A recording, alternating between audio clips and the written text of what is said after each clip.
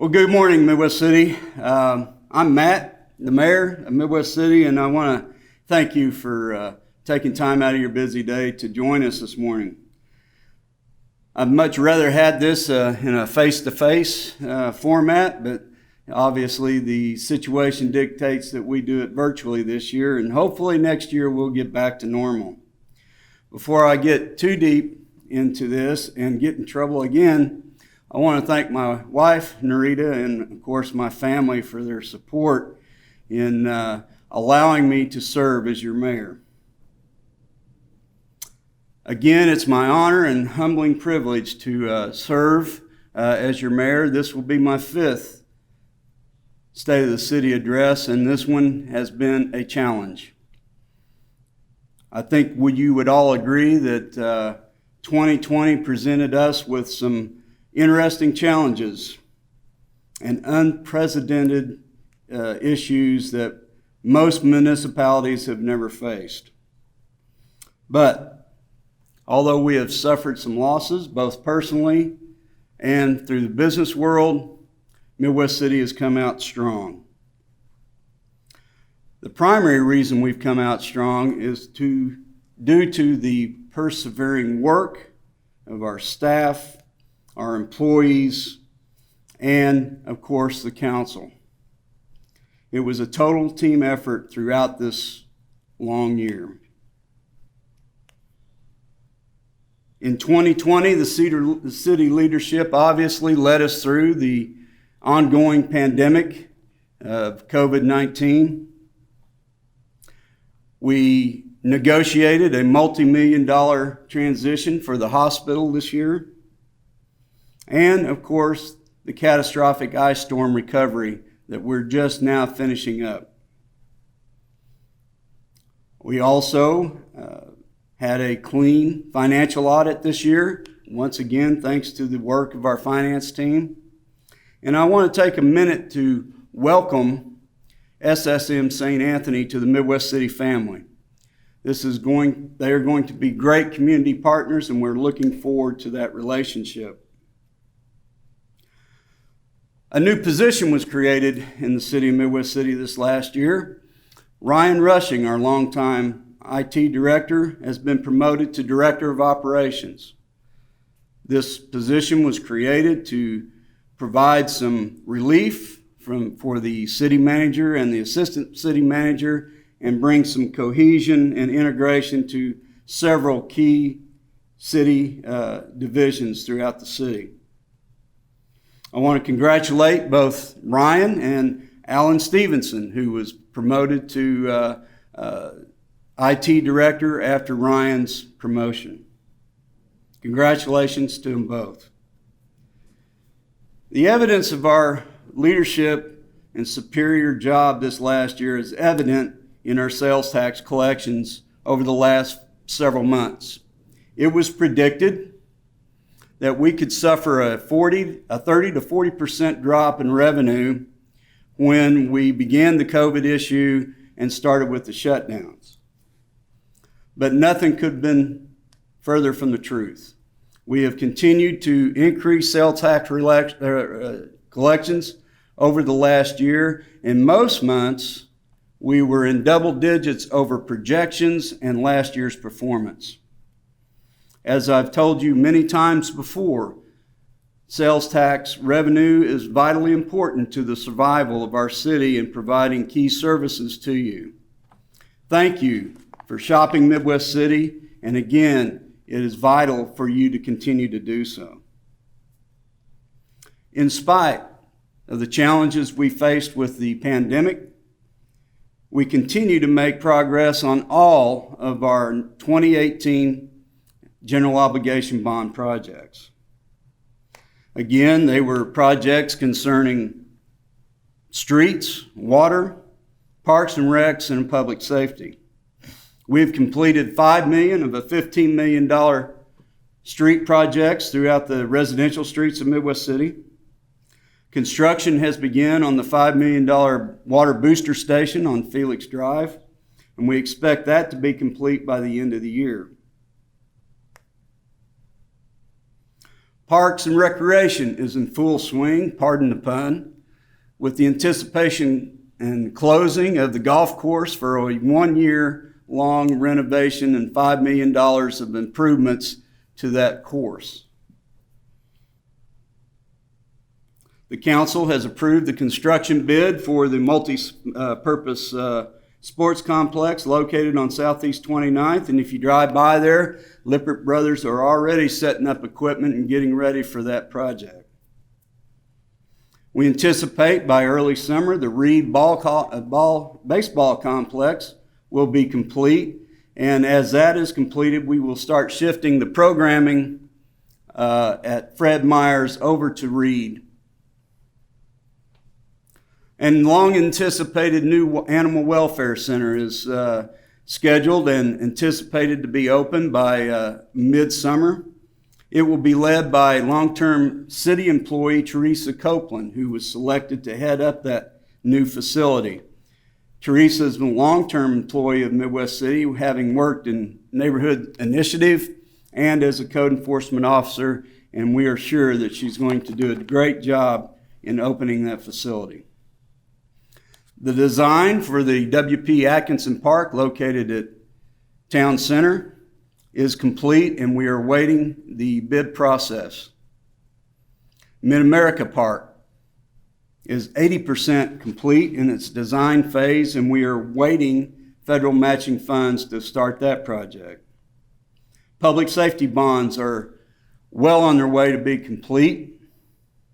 The fire department has purchased a mobile breathing trailer, which gives them the capability of filling their self-contained breathing apparatuses on scene rather than collect the bottles and take them back to another location off scene to fill them up.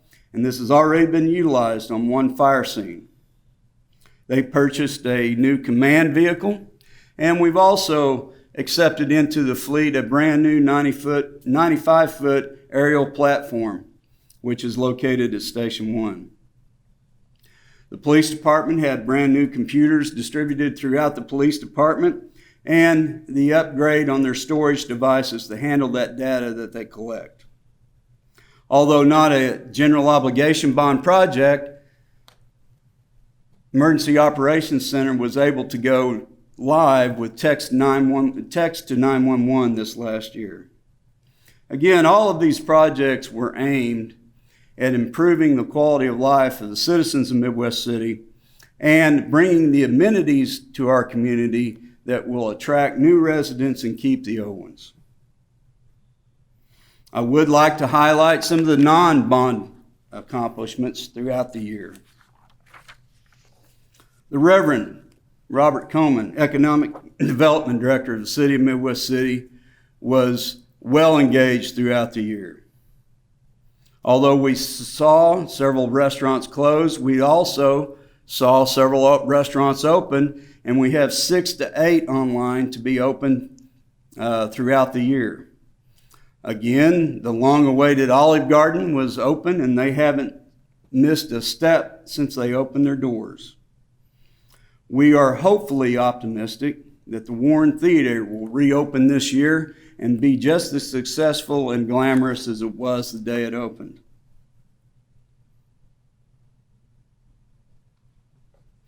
Robert also led the initiative to convert our Midwest City Hospital Authority grants to small business to assess the small businesses in Midwest City that suffered losses throughout the COVID shutdown.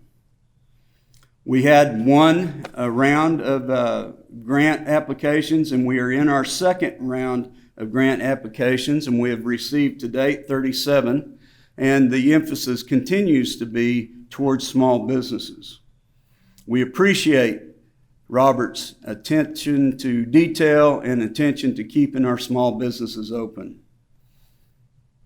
We have suffered some losses in Town Center, but Robert continues to work with the developer into filling these vacancies, and we're anticipating some announcements later on this year in fulfilling those goals. We have some exciting projects for the Soldier Creek Industrial Park and also our property that's located on Southeast 29th and Douglas. The new Center Marketplace is located at 15th and Warren, and we're anticipating that to be open later on this summer, and one business is already ready to open business and start. A little recognized department within our city is one that touches every one of your lives every day, 365 days a year, and that's our Public Works Department.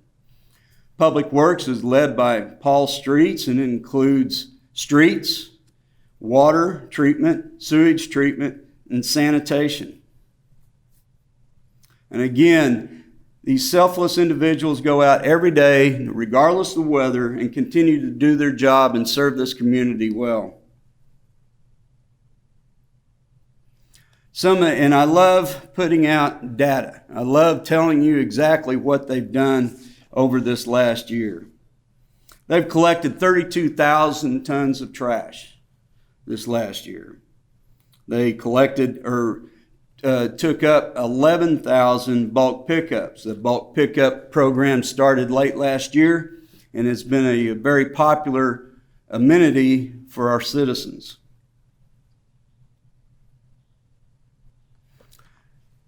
Our recycling partner picked up over 2,500 tons of recyclable materials this last year.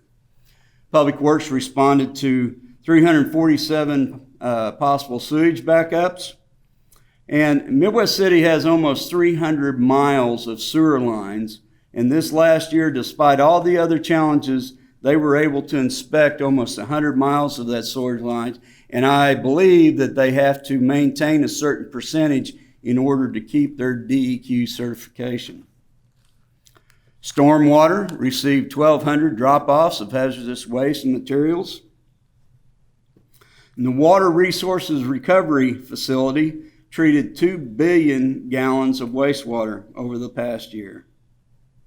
They also took in 4,200 tons of vegetative waste, as they like to call it, and it generated 1,100 tons of compost. The water treatment plant maintained their EPA and DEQ qualifications this last year, and they pumped over 1 billion gallons of water to our citizens this last year. Another thing that's worth taking note of is the fact that over the height of our last 3-day deep freeze, our water treatment plant, without interruption, I might add, pumped almost 30 million gallons of fresh water to our residents. Our Human Resources Department, headed by Troy Bradley, handled 147 job vacancies over the last year and processed 942 job applications, which resulted in 120 new employees. Troy also led the initiative of bringing on new software that will facilitate them doing new hire testing and also online applications. Another little recognized division of our city is fleet maintenance. They handle and they maintain over 500 different pieces of equipment and vehicles, everything from a weed eater to the most complicated sanitation truck and fire truck. They received several new certifications this year, which facilitates us keeping the maintenance in-house and saving us money across the board. Another department that gets very little recognition but is vitally important is our grants management, led by Terry Kraft.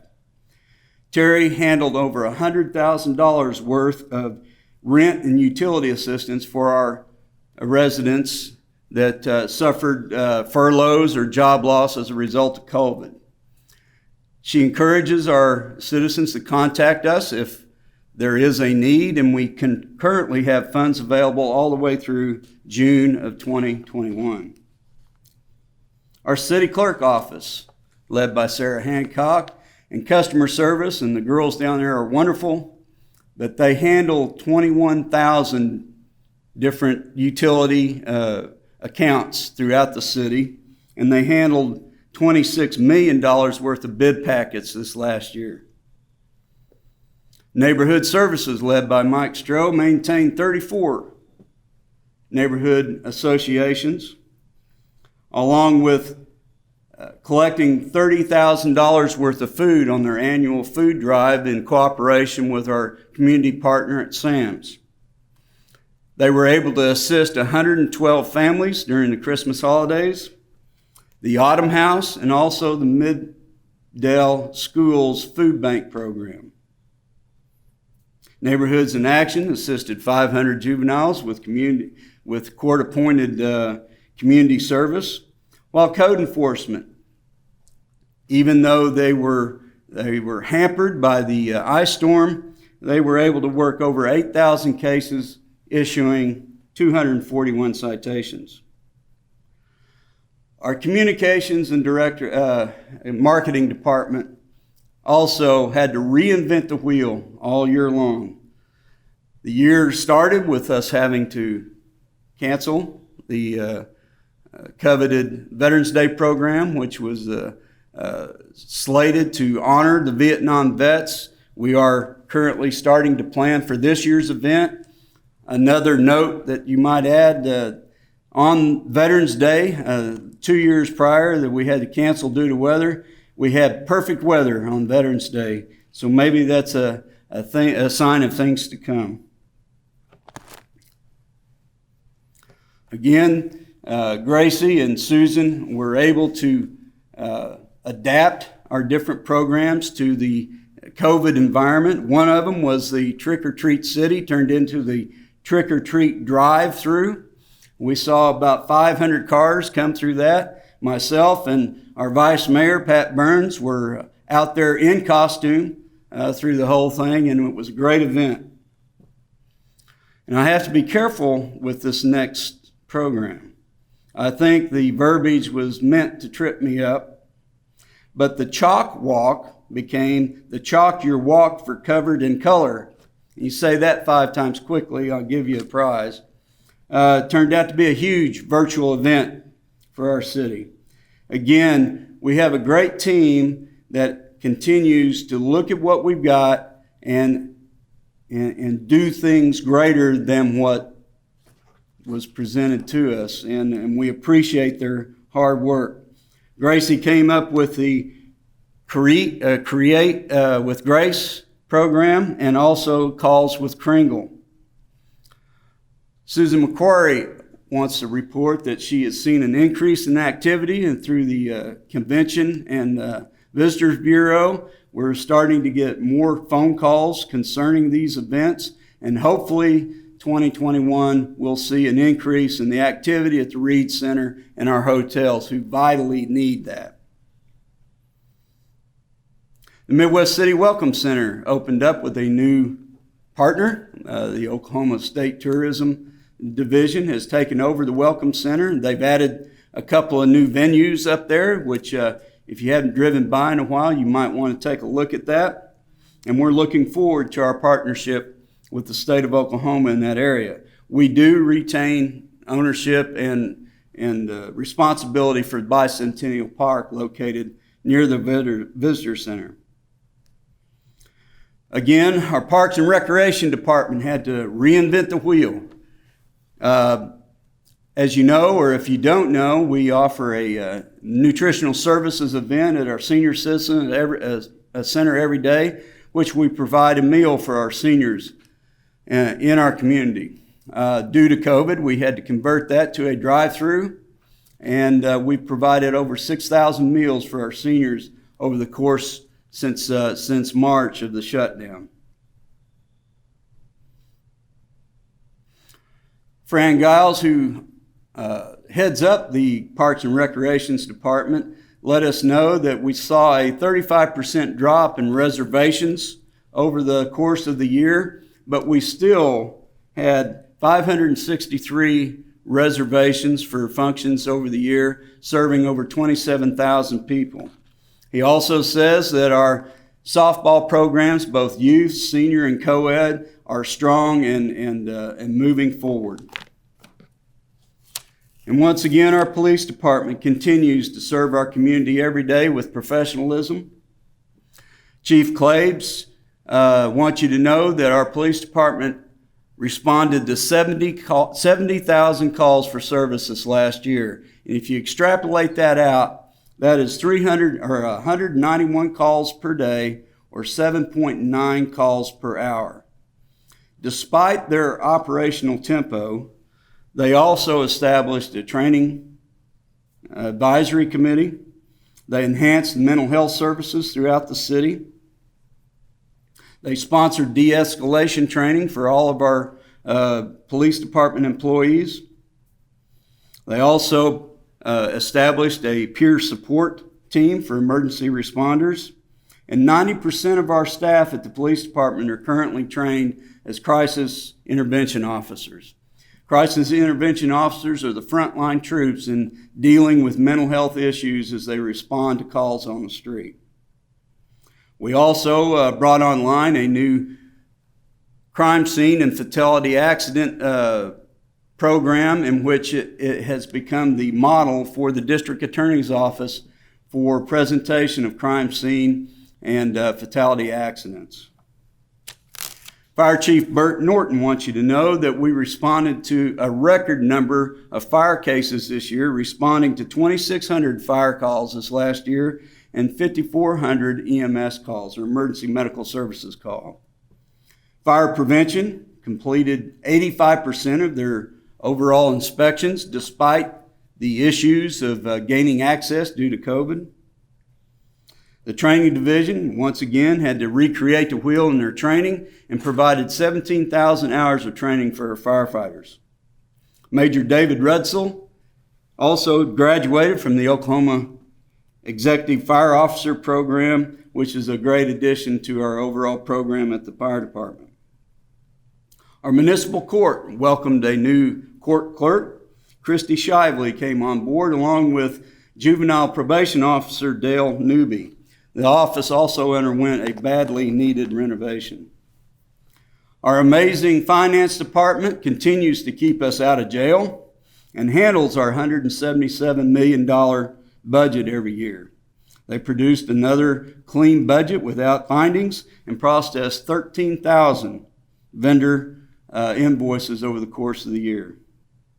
Emergency Management Director Debbie Wagner earned international certification in emergency management in 2020. She is also the planning and legislative coordinator for the COVID relief and the ice storm recovery. She is also preparing to manage the anticipated reimbursement from FEMA for our $8 million ice storm recovery over the last year. The Emergency Operations Center also received a 911 Authority grant, which will provide them new radio consoles for the Emergency Operations Center, and all the dispatchers are now currently trained and certified in emergency medical dispatching. Information Technology Department, or otherwise known as the Nerd Herd, led by newly appointed Alan Stevenson, enhanced all the city IT infrastructure. If you haven't been paying attention, there was a water treatment facility that was hacked in Florida several weeks ago, which had a alert worker in the facility had not caught. Could have been a catastrophic issue for that community. But our IT department continues to enhance our systems by enhancing our servers, also putting up new firewalls, and continue to enhance our infrastructure throughout the city to prevent hacking and other events. They also oversaw the installation of our new outdoor warning sirens, which was the first GO project to be completed, and new blue police phones on several of the trails. Community Development Division, led by Billy Harless, completed 14 citywide projects and also oversaw 3 major GO bond projects.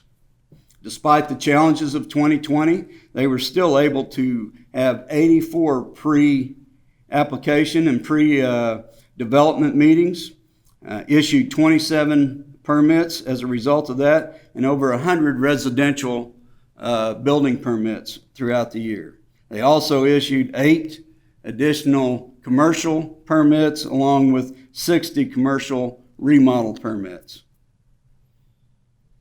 Ladies and gentlemen, on behalf of the City Council and myself, I just want to express our appreciation and gratitude for the hard work that our employees continue to do every day. 2020 presented some extreme challenges for all of our employees. Employees had to move around to other jobs. They had to work in other divisions in which they weren't accustomed to.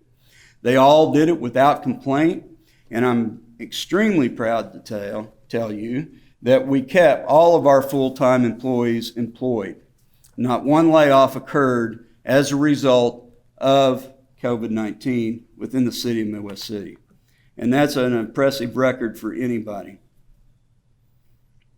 I also want to thank our residents for keeping their patience with us throughout this challenging times and also continue to shop Midwest City.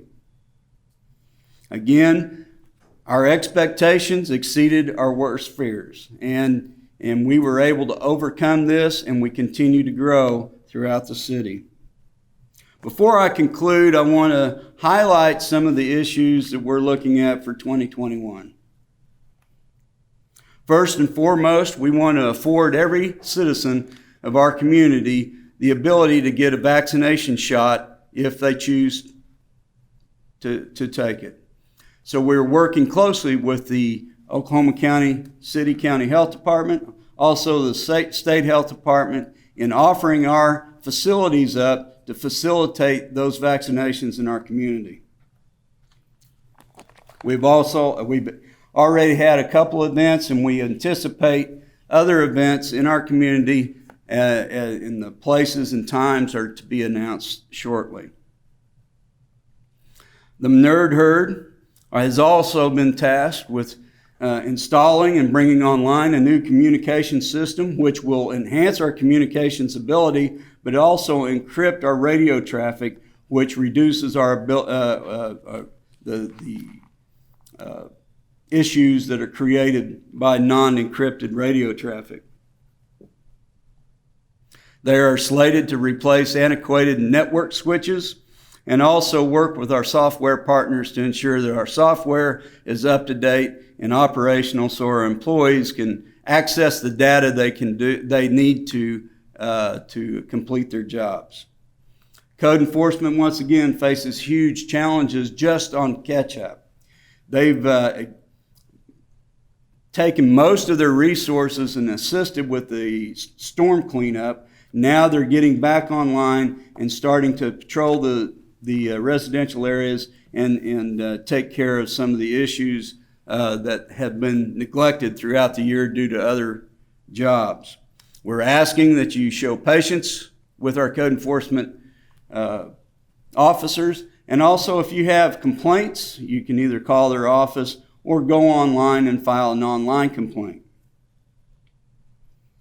Public Works will start their quarterly pickup again March 1st, which again is a very popular amenity to our citizens. They'll be installing new fitness equipment in some of our parks and also maintaining our 27 plus parks throughout the year. The Fleet Maintenance Department will continue to convert some of our larger trucks to compressed natural gas. As a matter of fact, last night during council, we approved a grant from ACOG, or the Association of Central Oklahoma Governments, for a clean air grant to convert another one of our trucks to compressed natural gas. A higher priority for Public Works this year is to get new employees. We are at critical mass throughout the city, but in particular Public Works, on getting new qualified employees. So if you know anybody that needs a job despite skill sets, please have them contact the City of Midwest City. It's a great place to work. In conclusion, ladies and gentlemen, again, I want to thank you for being here. I want to thank you for being great community partners. I want to thank you for being great residents and serving and keeping this community the place to live. It's a humbling experience to serve as your mayor, and we have a lot more online to get done in 2021 as these general obligation bond projects start to come out of the ground. But one thing will be assured: your city employees will be here every day working hard, just like they have been all year long, providing you with the services that you've come accustomed to. With that being said, I want to thank you again for watching. I hope next year that we will be face to face. It's a lot more conducive and building those relationships once again. Again, thanks for watching. May God bless the City of Midwest City, the great state of Oklahoma, and of course the United States of America. You guys have a good day, and thank you for being here.